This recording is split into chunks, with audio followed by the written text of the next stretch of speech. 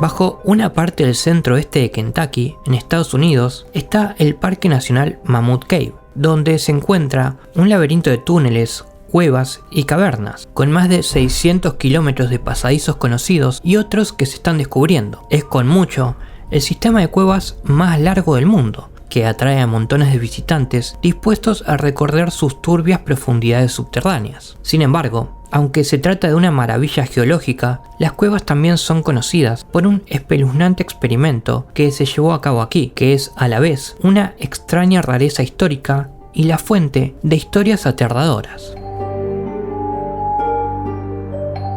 Les doy la bienvenida. Yo soy Paul. Acompáñenme en un nuevo caso.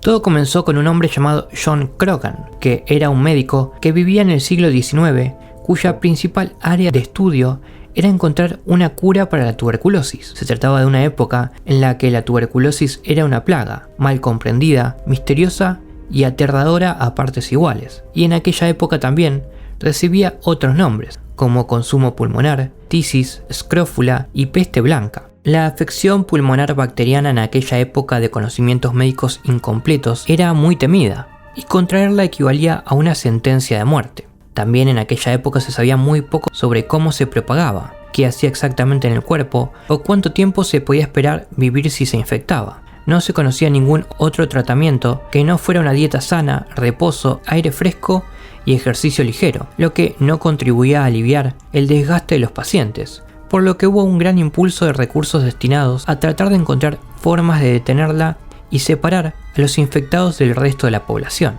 El Dr. Croghan fue muy activo en este empeño, sobre todo porque él también contrajo la enfermedad en 1839, lo que alimentó aún más su urgencia por encontrar una cura.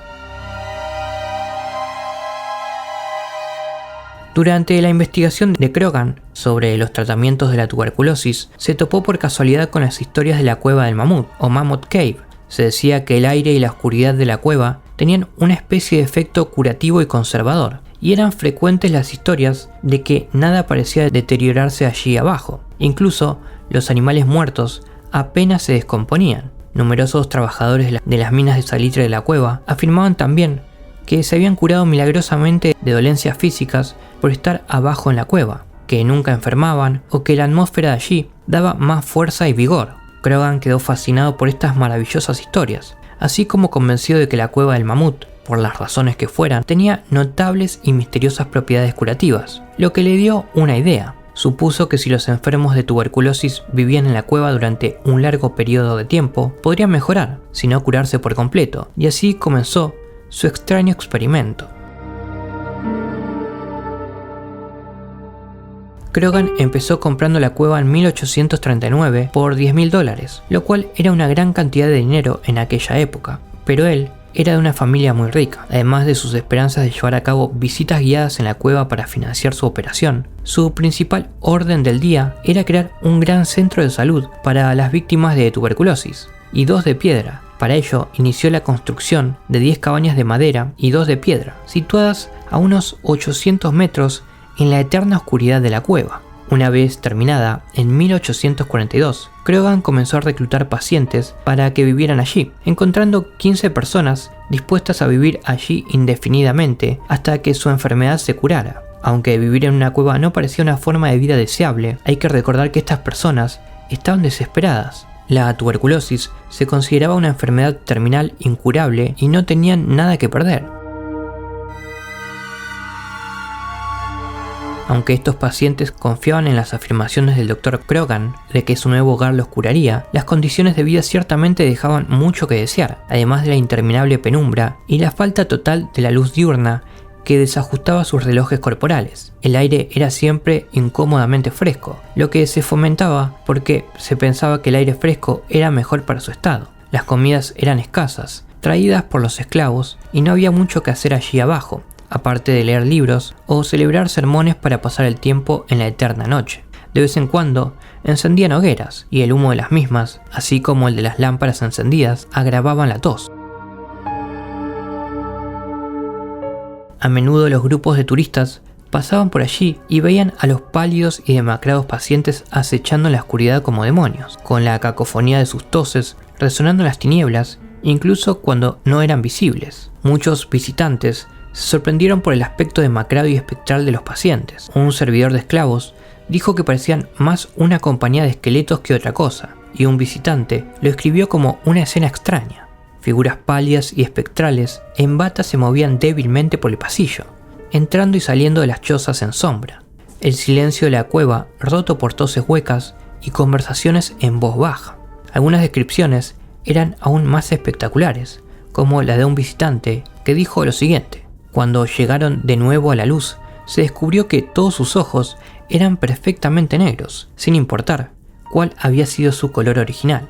Durante los siguientes 5 meses, estos pacientes se ganaban la vida en el húmedo aislamiento, y aunque algunos de ellos decían sentirse mejor y más sanos, parece que eran las excepciones. Durante esos 5 meses, uno se marchó al no poder soportar más la vida en la cueva, y 5 murieron a causa de su estado, tras lo cual se dio por terminado el experimento, considerándolo un fracaso. Krogan seguiría utilizando la cueva para realizar visitas con guías, a la vez que se convertía en un instrumento para desarrollarla como la atracción turística y cartografiaban grandes partes de ella, pero nunca reabrió su colonia de cuevas, a pesar que aún mantenía la esperanza de que pudieran funcionar.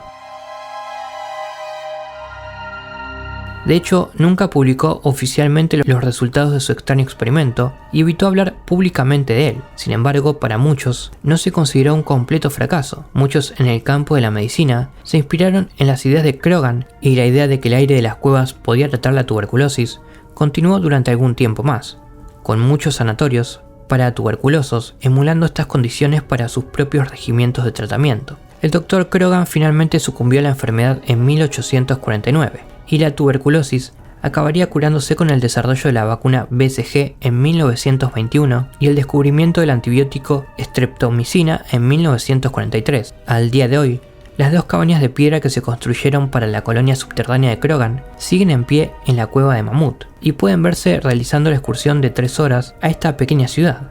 Las cabañas también han conseguido traer varios rumores de fantasmas y embrujos. Los visitantes han informado que oyen toses y gritos fantasmales procedentes de la oscuridad cerca de las cabañas, así como que han visto apariciones pálidas y espectrales. También se ha informado de actividad fantasmal en un lugar llamado Roca de los Cadáveres, donde se guardaban los cuerpos de los pacientes muertos de Krogan hasta que podían ser enterrados adecuadamente. También hay informes de haber visto los fantasmas de los guías de esclavos que murieron en la cueva, así como numerosos relatos de personas que sintieron que manos invisibles les pinchaban.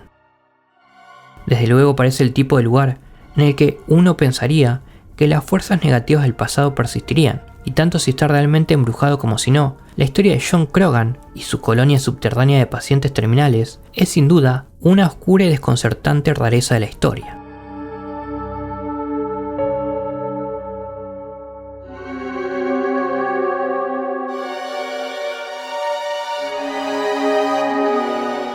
Espero les haya interesado este caso, y si fue así, lo puedes apoyar suscribiéndote o dándole like. Si quieres apoyarlo un poco más, me ayuda un montón que lo compartas. Es todo por hoy. Hasta el próximo caso.